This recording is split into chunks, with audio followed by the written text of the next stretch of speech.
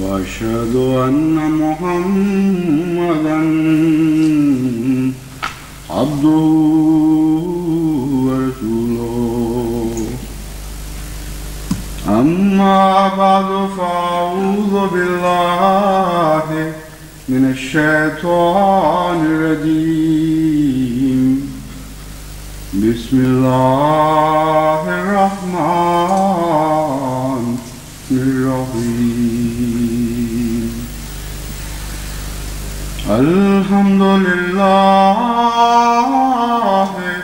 رب العالمين الرحمن الرحيم مالك يوم الدين. إياك نعبد وإياك نستعين. اهدنا الصراط المستقيم صراط الذين أنعمت عليهم غير المغضوب عليهم ولا الضالين. واقسموا بالله جهد أيمانهم لئن جاءهم نذير ليكونن أهدى من إحدى الأمم. فلما جاءهم نذير ما زادهم إلا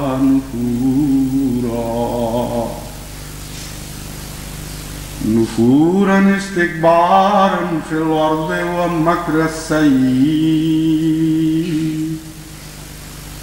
ومكر السيء ولا يحيق المكر السيء إلا بأهله. فهل ينظرون إلا سنة الأولين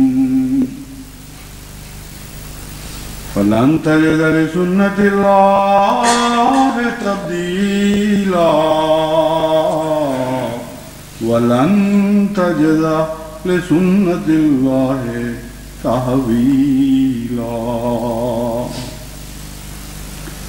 أولم يسيروا في الأرض فينظروا كيف كان عاقبة الذين من قبلهم وكانوا أشد منهم قوة وما كان الله ليعجزه من شيء في السماوات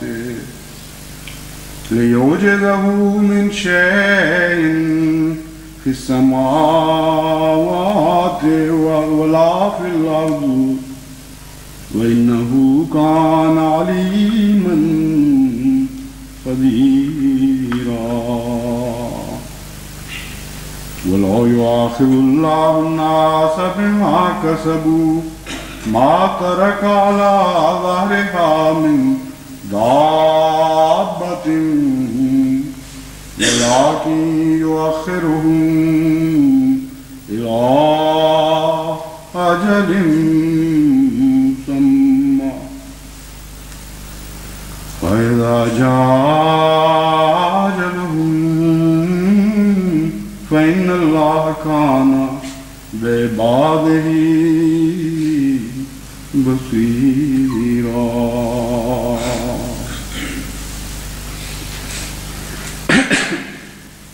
گزشتہ خطبے میں نے جس آیت کریمہ کی تلاوت کی تھی اس میں دو گروہوں کا ذکر تھا. ایک وہ جو اپنی عزتیں اللہ ہی سے حاصل کرتے ہیں، ان کی تمام دعاؤں کا رخ، ان کی التجاؤں کا رخ آسمان کی طرف رہتا ہے، اور عمل صالح ان کے پاکیزہ کلمات کو مزید رفعتیں بخشتا رہتا ہے. اسی آیت کے دوسرے حصے میں ان لوگوں کا بھی ذکر تھا اور ہے جو الذین یمکرون السیئات ہے، کہ جو گندی اور بری اور ناپاک تدبیریں کرتے ہیں، اور ان کے متعلق فرمایا لہم عذاب شدید، ان کے لیے بہت ہی سخت عذاب مقدر ہے۔ یہ مکر السیئ سے کیا مراد ہے؟ اس سلسلے میں جب ہم اسی صورت فاطر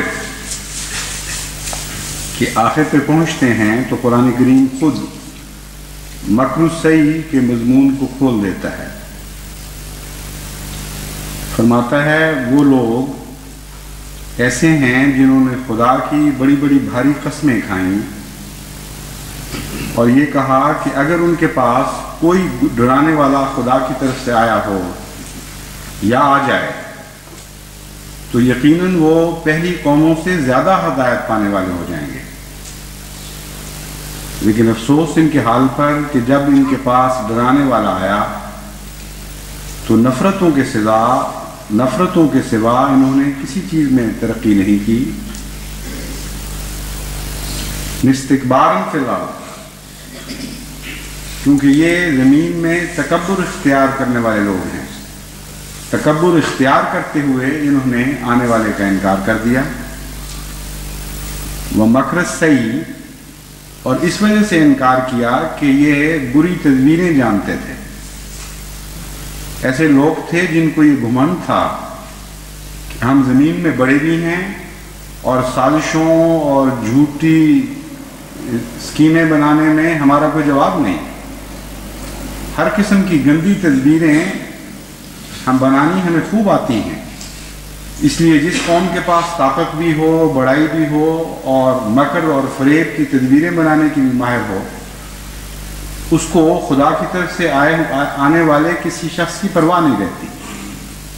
وہ سمجھتے ہیں کہ یہی دو چیزیں ہیں جو دنیا میں کامیابی کا گرو ہوا کرتی ہیں، جن کے پاس دنیا کی ظاہری بڑائی آ جائے اور اس کے علاوہ وہ سازشی دماغ بھی رکھتے ہیں اور گندی مکر و فریب کی تدبیریں بنانا ان کا روزمرہ کا کام ہو۔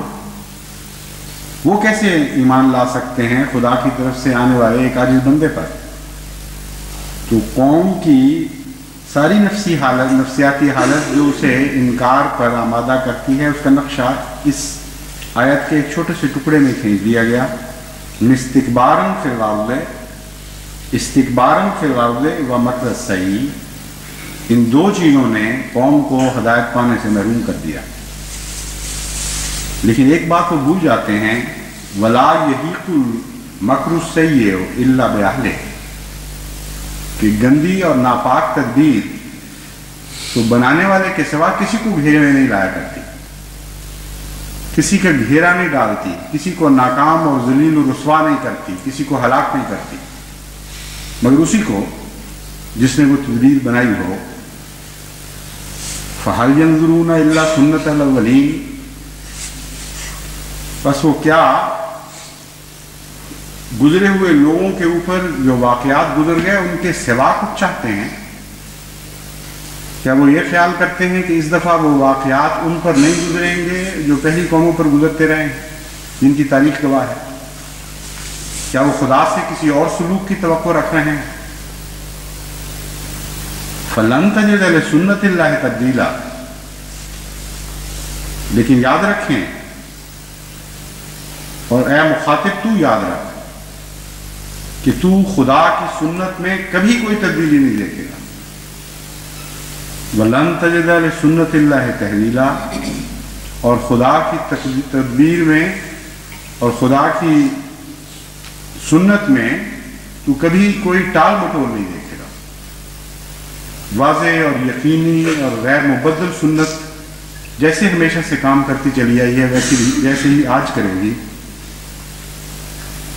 اس آیت میں جو ایک قابل توجہ چیز یہ ہے کہ جو قابل توجہ بات ہے، ایک یہ ہے کہ الا سنت الاولین میں تو پہلوں کی سنت کا ذکر فرمایا گیا تھا کہ کیا یہ پہلوں کی سنت کے سوا بھی کسی سنت کی توقع رکھتے ہیں؟ फलन तजद लिसुन्नतिल्लाह तब्दीला में पहलों की सुन्नत के दोहराए जाने की बजाय अल्लाह की सुन्नत का जिक्र फरमा दिया गया। तो मुराद ये है कि वो पहले लोगों जैसी हरकतें कर रहे हैं और पहले लोगों को जैसे अंजाम से बेखबर हैं, ये समझते हैं कि इनका अंजाम वैसा नहीं होगा। और चूंकि ये अंजाम खुदा की तरफ से आया करता है, इसलिए जब नतीजा जाहिर फरमाया तो वहां सुन्नतुल अव्वलीन की बजाय सुन्नतुल्लाह की तरफ इशारा फरमा दिया कि जब पहले लोगों ने एक खास तरीक इख्तियार किया, एक खास रंग ढंग अपनाया, तो उनकी हलाकत खुदा की तकदीर के नतीजे में हुई थी, एक तभी नतीजे के तौर पर नहीं हुई। इसलिए मजमून को बदल कर सुन्नतुल अव्वलीन की बजाय नतीजे के वक्त अल्लाह की सुन्नत का जिक्र फरमा दिया कि ये चूंकि पहली कौमों की सुन्नत पर चल पड़े हैं और तवक्को ये रख रहे हैं कि पहली कौमें तो बेवकूफ़ी की वजह से या किसी और मकसद, किसी और कोताही की वजह से हलाक हुई थी, हम ज़्यादा होशियार हैं, हम ज़्यादा बड़े हैं, हम ज़्यादा चालाकियाँ जानते हैं, हम उस अंजाम से बच जाएंगे। ये वहम पैदा होता है बद स्कीमें बनाने वालों के दिमाग में और मकरूह सही करने वालों के दिमाग में। अगर वो ये यकीन रखते कि अल्लाह की तरफ से फिर एक सुन्नत जारी हुआ करती है, तो कभी वहम गुमान भी उनको ना आता कि हम अपनी बद तकदीरों के बद नताइज से बच जाएंगे। तो चूंकि वो पहलों की सुन्नत पर ध्यान इस तरह करते हैं जैसे कुछ गुजरी हुई कौमें थीं, उनसे ये बेवकूफ़ी सरजद हो गई, उनसे वो बेवकूफ़ी सरजद हो गई, ऐसे बड़े बड़े बद लोग थे, उनकी तारीख पढ़ते हैं, कहते हैं उनसे ये हमाकत हुई, ये ना होता तो नेपोलियन ना मारा जाता, वो ना होता तो फिरौन के साथ वो सलूक ना होता।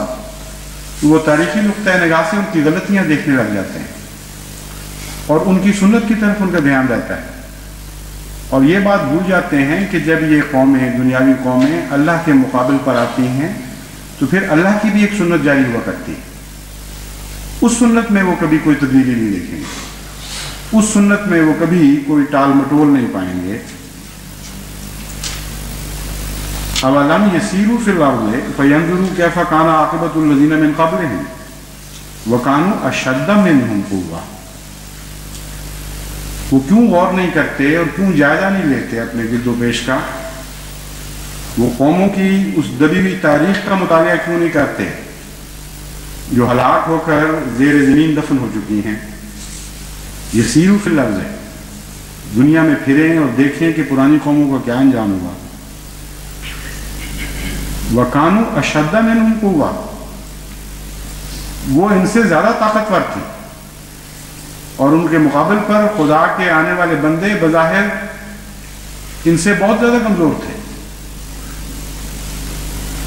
वमा कान अल्लाहु लियुज़िज़हु मिन शैइन, अब फिर उसी तर्ज में जिस तरह पहले कौम की सुन्नत का जिक्र करके अचानक सुन्नत का मज़मून खुदा के साथ वाबस्ता कर दिया गया था, अब उनको उस कौम को अशद्द मिनहुम क़ुव्वा बयान करने के बाद कि वो बहुत बड़ी ताकतवर कौमें थी,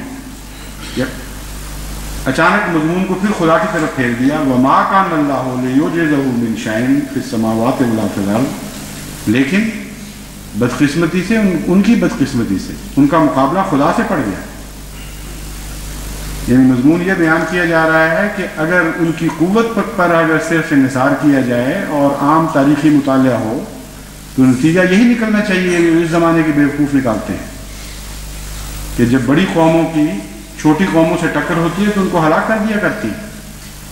जब ज़्यादा मक्कार और चालाक लोगों की सादा लौ इंसानों से लड़ाई होती है तो मक्कार और चालाक गालिब आ जाया करते हैं, ये तभी नतीजा है। तो फरमाया वो पहले तो इनसे भी ज्यादा ताकतवर थे जो आज हैं, लेकिन इसलिए वो नाकाम और हलाक हुए कि खुदा ताला के मुकाबले पर जमीन और आसमान में कोई चीज भी नहीं आ सकती, कोई चीज भी ठहर नहीं सकती। दुनिया की कोई ताकत खुदा ताला को आजिज नहीं कर सकती। व इन्नहु कान अलीमन कदीरा, वो अलीम भी है और कुदरत भी बहुत रखता है। वलो युआखिज़ुल्लाहु अन्नास बिमा कसबू मा तरका अला ज़हरिहा मिन दाब्बा, اگر اللہ لوگوں کی بدعمالیوں پر لوگوں کو پکڑے تو زمین پر کسی جاندار کو بھی نہ چھوڑے، وَلَٰكِن يُؤَخِّرُهُمْ إِلَىٰ أَجَلٍ مُّسَمًّى، لیکن وہ ایک مدت معینہ تک جو ان کے لیے مقدر ہے ان کو ڈھیل دیتا چلا جاتا ہے۔ فَإِذَا جَاءَ أَجَلُهُمْ فَإِنَّ اللَّهَ كَانَ بِعِبَادِهِ بَصِيرًا، جب ان کی ہلاکت کا وقت آ جاتا ہے فَإِنَّ اللَّهَ كَانَ بِعِبَادِهِ بَصِيرًا، اس وقت اللہ تعالیٰ اپنے بندوں پر بہت نظر رکھنے والا ہوتا ہے۔ عموماً ترجمہ کرنے والوں کا ذہن اس طرف جاتا ہے کہ ان کی بدعمالیوں پر نظر رکھ کر ان کو سزا دیتا ہے، اور وہ یہ سمجھ اس وقت وہ یہ جانتے ہیں کہ ہاں اللہ تعالیٰ خوب بصیر تھا۔ ایک یہ معنی بھی ممکن ہے، لیکن زیادہ موزوں برمحل معنی اس کے برعکس ہے، کیونکہ بے عبادہ بصیرہ میں ایک پیار کا اظہار پایا جاتا ہے، اپنے بندوں پر نظر رکھنے والا ہے۔ مراد یہ ہے کہ قومی عذاب کے وقت بھی، جبکہ عالمی طور پر انسان پکڑا جائے یا قومی طور پر کوئی بعض جغرافیائی قومیں پکڑی جائیں، اس قسم کے وسیع پیمانے کے آنے والے عذابوں کے وقت بھی اپنے بندوں پر اللہ پیار کی نظر رکھتا ہے اور ان کو بچاتا ہے ان مصیبتوں سے۔ ورنہ تو قومی پکڑ کے وقت یہ خطرات پیش درپیش ہوتے ہیں کہ کمزور لوگ جو پہلے ہی بیچارے طاقتور دشمنوں کے ہاتھوں ظلم اٹھا رہے ہیں، ستم اٹھا رہے ہیں، وہ لوگ اور بھی زیادہ مصیبتوں کا شکار نہ ہو جائیں۔ تو اللہ تعالیٰ فرماتا ہے کہ خدا کی طرف سے آنے والے عذابوں میں ایک امتیاز تم دیکھو، عام عذابوں کی طرح وہ سب کو برابر نہیں پیسیں گے، بلکہ چونکہ اپنے بندوں کی حفاظت کے لیے، اپنے بندوں سے پیار کے اظہار کے لیے خدا ایسا کرتا ہے، اس لیے پھر ایسے حالات میں ان پر نظر بھی رکھتا ہے، ان کو ان مصیبتوں سے بچاتا بھی ہے۔ یہ وہ آیات کریمہ ہیں جن کے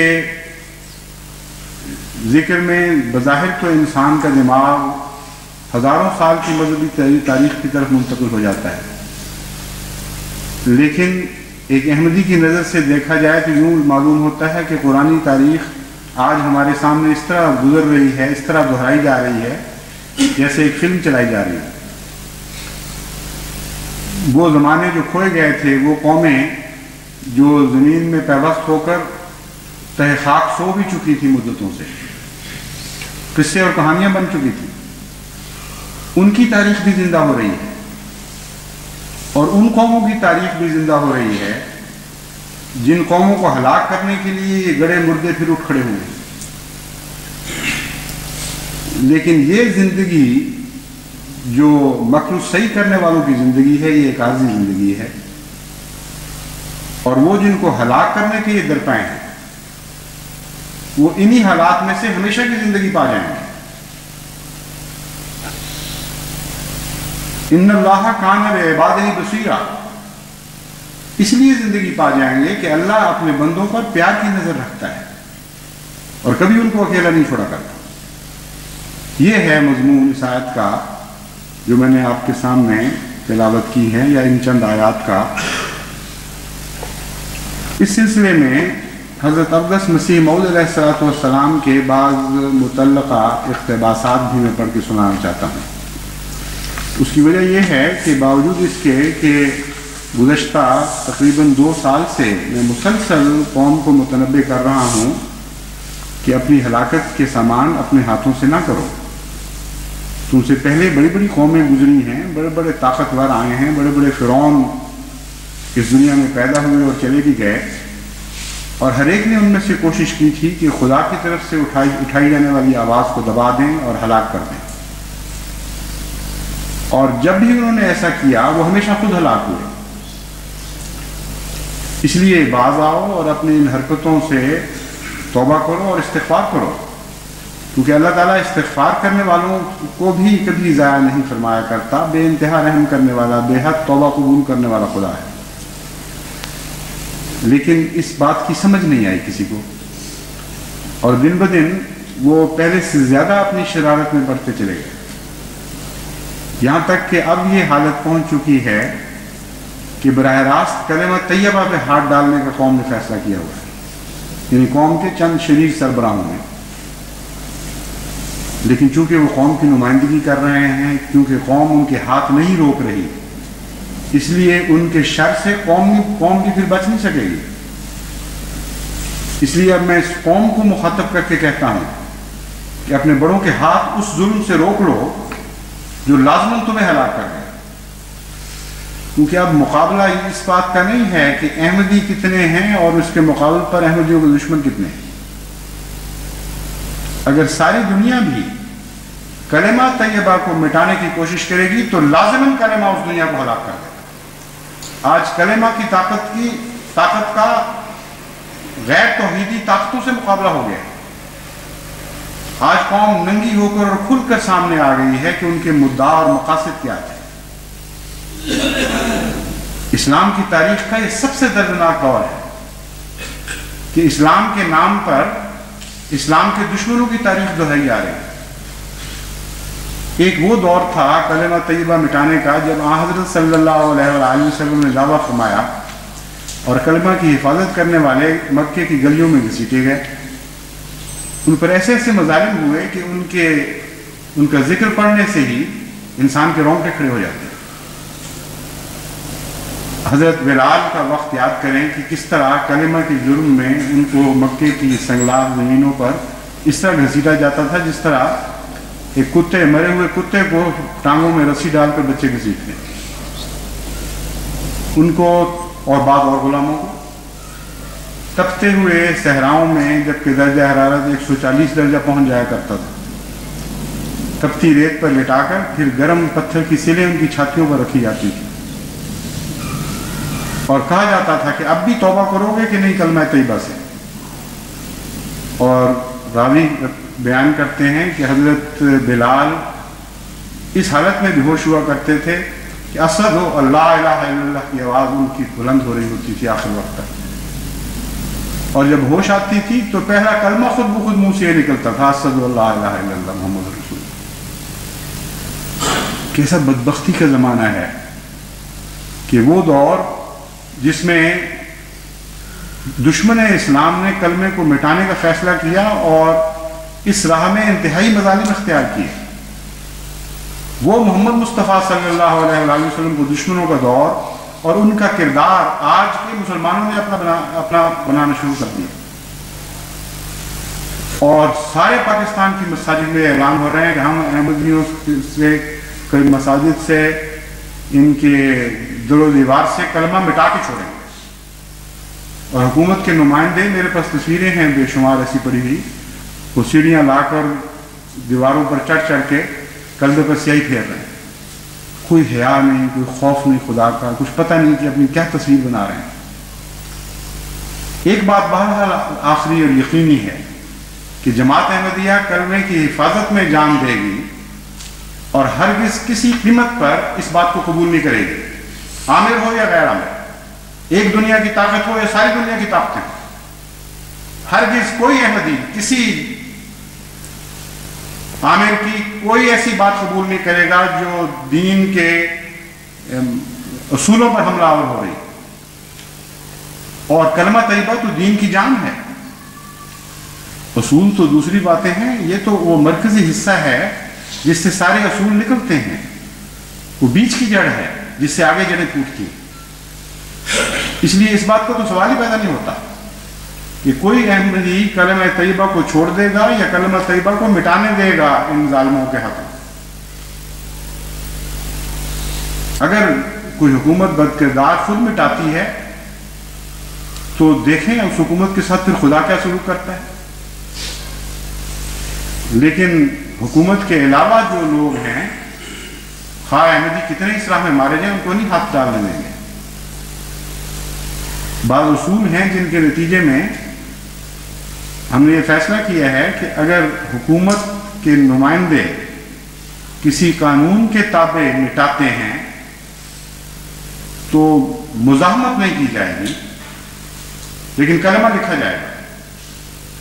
हुकूमत का ये हुक्म तस्लीम नहीं किया जाएगा कि तुमने कलमा छोड़ना है। इस राह में जो कुछ गुजरती है गुजरेगी। इसलिए इन दो बातों के दरमियान में रहना होगा। किसी आमिर की ये बात तस्लीम नहीं की जाएगी कि तुम कलमा छोड़ दो और कानून तुम्हें मना कर रहा है इसलिए अपने हाथों से तर्क कर दो, जो चाहे वो कर गुजरे। हम देखेंगे कि हमारा खुदा उससे ज्यादा ताकतवर है या वो हमारे खुदा से ज्यादा ताकतवर है। हाँ, हज़रत सल्लल्लाहु अलैहि वसल्लम को भी एक वक्त के जब्बार आमिर ने इसी किस्म का एक दफा पैगाम भेजा और उस यमन के बादशाह के जरिए यह पैगाम भिजवाया था कि तुम्हारी गर्दन हमारे हाथ में है, इसलिए हुक्म सुनते ही चले आओ हमारी तरफ। चंद दिन दुआ और इस्तिखारे के बाद हज़रत सल्लल्लाहु अलैहि वसल्लम ने जवाबन ये पैगाम भेजा कि उससे जाके कह दो कि मेरे खुदा के हाथ में उसकी गर्दन है, इसलिए मेरे खुदा ने मुझे बताया कि हमने आज उसे हलाक कर दिया। तो अल्लाह ताला के हाथ में सारी दुनिया की ताकतों की गर्दनें हैं। पता नहीं क्यों दुनिया के मुतकब्बिर इन बातों को भूल जाते हैं। इसलिए अल्लाह ताला से टक्कर लेना एक बहुत ही बड़ा एक जहालत का काम है, खुदकुशी है। और जब इंसान ऐसे मुकामात पर फायज हो जहां कौम की नुमाइंदगी करता हो तो ये कौमी खुदकुशी बन जाती है। इसलिए हम तो एक हर्फ नसीहत के तौर पर इतना कह सकते हैं कि ये फिर ना करो। अगर तुम कलमे मिटाओगे तो खुदा की कसम, खुदा की गैरत का हाथ तुम्हें लाजिमन मिटा दे और फिर कोई दुनिया की ताकत तुम्हें बचा नहीं सकेगी। लेकिन चूंकि तुम्हारे दुख भी फिर हमें पहुंच रहे हैं, इसलिए हम बार बार तुम्हें नसीहत करते हैं कि ऐसे अफाल से, ऐसे बद अफाल से बाज आ जाओ। इतनी जहालत, इतना अंधापन कि इनको नजर नहीं आ रहा कि इनके कौल के मुताबिक मुसलमान कलमे की हिफाजत में मारे जा रहे होंगे और ना काफिर और जिनको गैर मुस्लिम कहते हैं वो कलमे की हिफाजत में मारे जा रहे होंगे और वो लोग जो मुसलमान बनते हैं वो कलमा मिटा रहे होंगे। ये भी इनको नजर नहीं आ रहा कि कहां तक हम पहुंच चुके हैं। हजरत मसीह मौऊद अलैहिस्सलाम के चंद इक़्तिबासात का मैंने जिक्र किया था जो सूरत हाल के ऊपर चस्पा होने वाले हैं, उनको पढ़कर मैं इस खुतबे को ख़त्म करता हूँ। आप फरमाते हैं, खुदा ताला इन मुतकब्बिर मौलवियों का तकब्बुर तोड़ेगा और उन्हें दिखलाएगा वो क्यों कर गरीबों की हिमायत करता है। खुदा ताला इन मुतकब्बिर मौलवियों का तकब्बुर तोड़ेगा और उन्हें दिखलाएगा कि वो क्यों कर गरीबों की हिमायत करता है और शरीरों को जलती हुई आग में डालता है। शरीर इंसान कहता है कि मैं अपने मकरों और चालाकियों से गालिब आ जाऊंगा। मकर सही का जिक्र जो पहले कुरान करीम में गुजरा है वही उसी की तरफ इशारा फरमाया जा रहा है। अपने मकरों और चालाकियों से गालिब आ जाऊंगा और मैं रास्ते को अपने मंसूबों से मिटा दूंगा। और खुदा ताला की कुदरत और ताकत उससे कहती है कि ऐ शरीर, मेरे सामने और मेरे मुकाबिल पर मंसूबा बांधना तुझे किसने सिखाया? क्या तू वही नहीं जो एक जलील कतरा रहम में था, एक जलील कतरा रहम में था? क्या तुझे इख्तियार है जो मेरी बातों को टाल दे? फिर आप फरमाते हैं,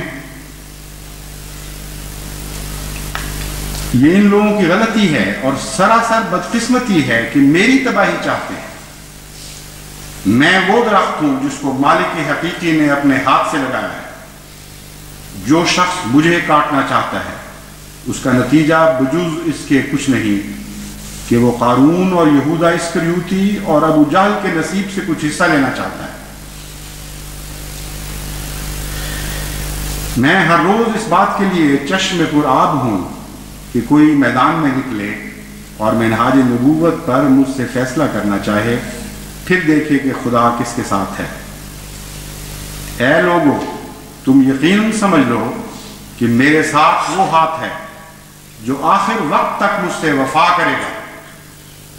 अगर तुम्हारे मर्द और तुम्हारी औरतें और तुम्हारे जवान और तुम्हारे बूढ़े اور تمہارے چھوٹے اور تمہارے بڑے سب مل کر میرے ہلاک کرنے کے لیے دعائیں کریں، یہاں تک کہ سجدے کرتے کرتے ناک گل جائیں اور ہاتھ شل ہو جائیں، تب بھی خدا ہرگز تمہاری دعا نہیں سنے گا اور نہیں رکے گا جب تک وہ اپنے کام کو پورا نہ کرے۔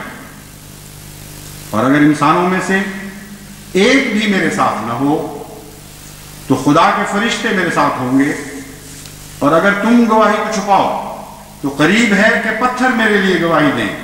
بس اپنی جانوں پر ظلم مت کرو، کاذبوں کے منہ اور ہوتے ہیں اور صادقوں کے اور۔ خدا کے مامورین کے آنے کے لیے بھی ایک موسم ہوتے ہیں، پھر جانے کے لیے بھی ایک موسم۔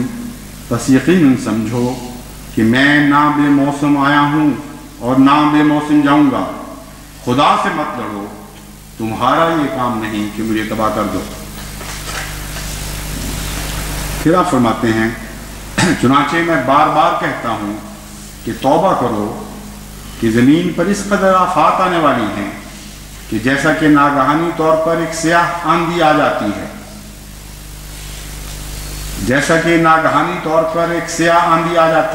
آندھی آتی ہے، اور جیسا کہ فرعون کے زمانے میں ہوا کہ پہلے تھوڑے نشان دکھلائے گئے اور آخر وہ نشان دکھلایا گیا جس کو دیکھ کر فرعون کو بھی کہنا پڑا کہ آمنت انہ لا الہ الا الذی آمنت بہ بنو اسرائیل۔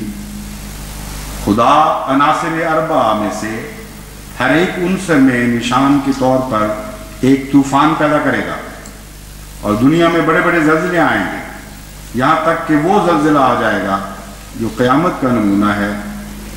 تب ہر قوم میں ماتم پڑے گا، کیونکہ انہوں نے اپنے وقت کو شناخت نہیں کیا۔ پھر حضور فرماتے ہیں، دنیا میں ایک نذیر آیا اور دنیا نے اسے قبول نہیں کیا، لیکن خدا اسے قبول کرے گا۔ دنیا نے اس کو قبول نہیں کیا، لیکن خدا اسے قبول کرے گا اور بڑے زور آور حملوں سے اس کی سچائی ظاہر کر دے گا۔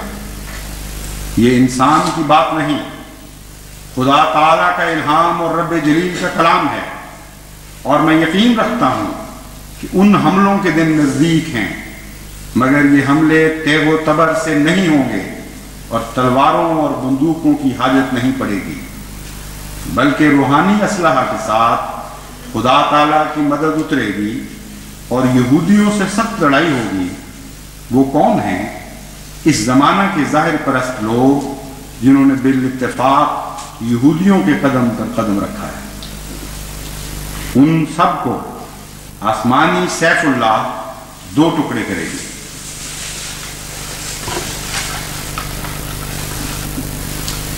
فرماتے ہیں، میں سچ سچ کہتا ہوں کہ یہی حال اس زمانے کے جفاکار منکروں کا ہوگا۔ ہر ایک شخص اپنی زبان اور قلم اور ہاتھ کی شامت سے پکڑا جائے گا، جس کے کان سننے کے ہوں سنے۔ پھر فرماتے ہیں، یاد رکھو کہ آخر یہ لوگ بہت شرمندگی کے ساتھ اپنے منہ بند کر لیں گے اور بڑی ندامت اور ذلت کے ساتھ تکبیر کے جوش سے دستکش ہو کر ایسے ٹھنڈے ہو جائیں گے کہ جیسے کوئی بھڑکتی ہوئی آگ پر پانی ڈال دے۔ لیکن انسان کی تمام قابلیت اور زیرکی اور عقل مندی اس میں ہے کہ سمجھانے سے پہلے سمجھے اور جتلانے سے پہلے بات کو پا جائے۔ اگر سخت مغز خوری کے بعد سمجھا تو کیا سمجھا؟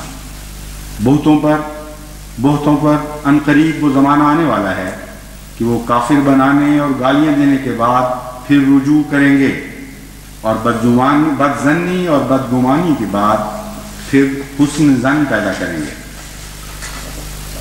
پھر آپ فرماتے ہیں، خدا نے مجھے بار بار خبر دی ہے کہ وہ مجھے بہت عظمت دے گا اور میری محبت دلوں میں بٹھائے گا اور میرے سلسلے کو تمام زمین میں پھیلائے گا اور سب فرقوں پر میرے فرقے کو غالب کرے گا، اور میرے فرقے کے لوگ اس قدر علم و معرفت میں کمال حاصل کریں گے کہ وہ اپنی سچائی کے نور اور اپنے دلائل اور نشانوں کی روح سے سب کا منہ بند کر دیں گے. ہر ایک قوم اس چشمے سے پانی پیے گی اور یہ سلسلہ زور سے بڑھے گا اور پھولے گا یہاں تک کہ زمین پر محیط ہو جائے گا. بہت سی روکیں پیدا ہوں گی اور ابتلا آئیں گے، مگر خدا سب کو درمیان سے اٹھا دے گا اور اپنے وعدے کو پورا کرے گا. سو اے سننے والوں، ان باتوں کو یاد رکھو اور ان پیش خبریوں کو اپنے صندوقوں میں محفوظ رکھ لو کہ یہ خدا کا کلام ہے جو ایک دن پورا ہوگا.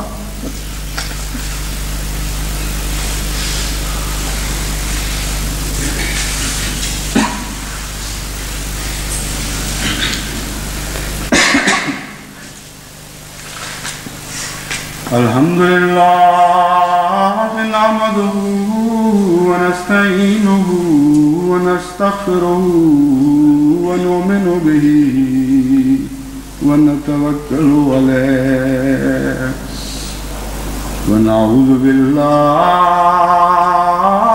من شرور انفسنا ومن سیئات اعمالنا. من يهده الله فلا مضل له ومن يضلل فلا هادي له ونشهد أن لا إله إلا الله وحده لا شريك له ونشهد أن محمدا عبده ورسوله. عباد الله رحمكم الله إن الله يأمر بالعدل والإحسان وإيتاء ذي القربى وينهى عن الفحشاء والمنكر والبغي يعظكم لعلكم تذكرون. يعظكم لعلكم تذكرون. اذكروا الله يذكركم وادعوه يستجب لكم وَلَذِكْرُ اللَّهِ أَكْبَرُ. آئندہ چند روز میں خصوصیت کے ساتھ پاکستان میں جو جماعت پر حالات گزر رہے ہیں ان کو مد نظر رکھ کر دعائیں کریں، بہت کثرت کے ساتھ اور عاجزی اور گریہ‌داری کے ساتھ. اور آئندہ چند ماہ میں بھی مسلسل خصوصی دعائیں جاری رکھیں، کیونکہ آئندہ چند ماہ جماعت کی تاریخ میں ایک غیر معمولی مقام رکھتے ہیں. اور میں اللہ کی حضور سے امید رکھتا ہوں کہ خدا کی طرف سے انشاءاللہ جماعت کو عظیم خوشخبریاں عطا کی جائیں گی.